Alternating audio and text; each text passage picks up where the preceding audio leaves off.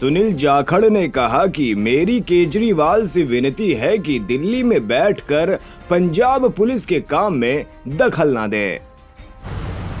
देखिए, बहुत ही दुखदायी घटना है। मैं समझता हूँ पूरे पंजाब को और ख़ास तौर पे जो नौजवान उनके साथ जुड़े हुए थे, जो उनके फॉलोइंग थी, उन सारों को एक बहुत बड़ा सदमा सभी को लगा है।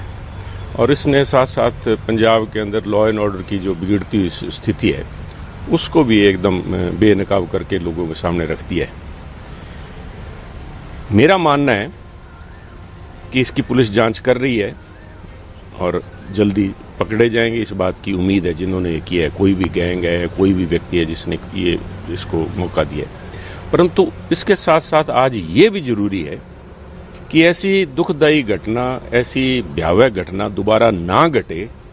इसलिए केजरीवाल साहब और भगवंत मान जी को चाहिए कि पुलिस को अपना काम करने दें।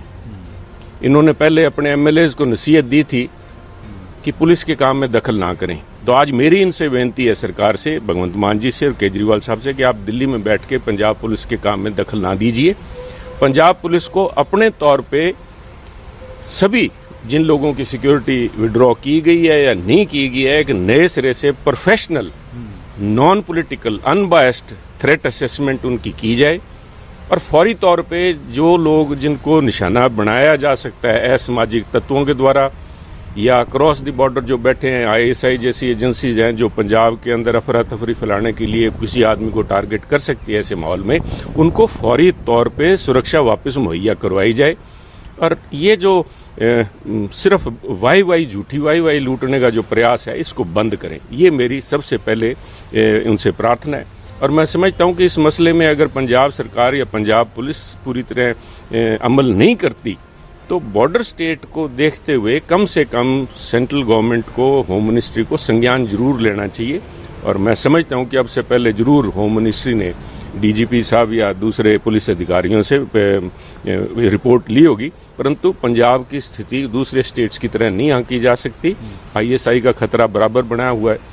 अगर जेल के अंदर बैठा हुआ एक व्यक्ति या कनाडा अमेरिका में बैठा कोई एक गैंगस्टर इस बात से सिक्योरिटी विड्रॉल से प्रभावित होकर ऐसी घटना को अंजाम दे सकता है, तो मैं समझता हूँ कि स्वाभाविक है आईएसआई भी पीछे नहीं रहेगी।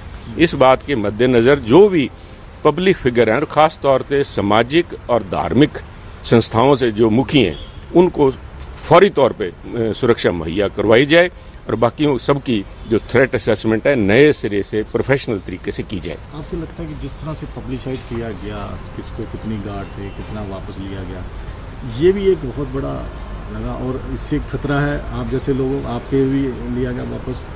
देखिए, मेरे से या किसी व्यक्ति विशेष से ले लेना कोई मायना नहीं रखता, पर कई ऐसे शख्सियत हैं जिनको इस बात का लगातार खतरा बना हुआ है और जो एक इजी टारगेट जिसे बोलते हैं, सामाजिक अफरा तफरी के लिए इजी टारगेट हो सकते हैं, सामाजिक तत्वों के लिए, आईएसआई के लिए, उनको फौरी तौर पे सुरक्षा प्रोवाइड करवानी चाहिए।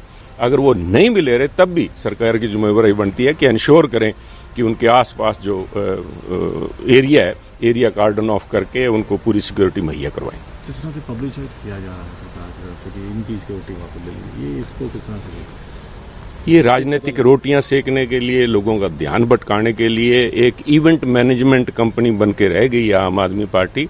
सरकार चलाने की तरफ ध्यान दें और they should practice what they preach.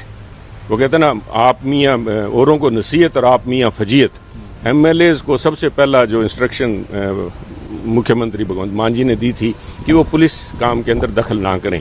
और आज मैं समझता हूँ ये सिक्योरिटी जो विड्रॉ की गई है, ये सारी की सारी राजनीतिक कारणों से प्रेरित है और राजनीतिक वाई लूटने के लिए ये कदम उठाया गया है। सर, राजनीति तो इस पे चली रही है। कांग्रेस वहाँ पे जाके सारे चीफ बैठ गए हैं और वो कह रहे हैं कि अभी नहीं होगा जब तक पकड़ा नहीं जाएगा। क्या ये भी आपको समझते हैं कि राजनीति हो रही है? नहीं, राजनीति तो उसी समय हो गई थी साहब जब इन्होंने लिस्ट पब्लिश की थी। राजनीति इन्होंने चालू की जिसका परिणाम जो है सिद्धू मूसेवाला जी ने उसकी अपनी जान से भुगतना पड़ा।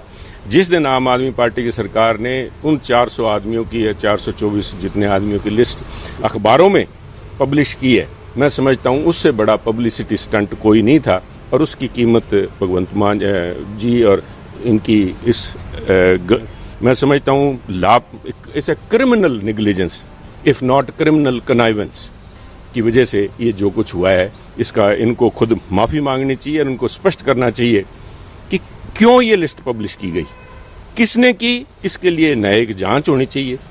कैसे पुलिस की, होम मिनिस्ट्री की ये लिस्ट जो है अखबारों में, टीवी चैनल्स के ऊपर कैसे आई और क्यों की गई, ये तो कारण जो है खुद होम मिनिस्टर और जो मुख्यमंत्री हैं खुद भगवंत मान जी वो ही बता सकते हैं कि ये लिस्ट क्यों पब्लिश की गई। क्या सरकार के पब्लिसिटी डिपार्टमेंट ने पब्लिश की है तो उसकी वजह बताएं, क्यों की गई, क्या ये लीगल है या नहीं, इस बात के जो बनती कार्रवाई है वो होनी चाहिए।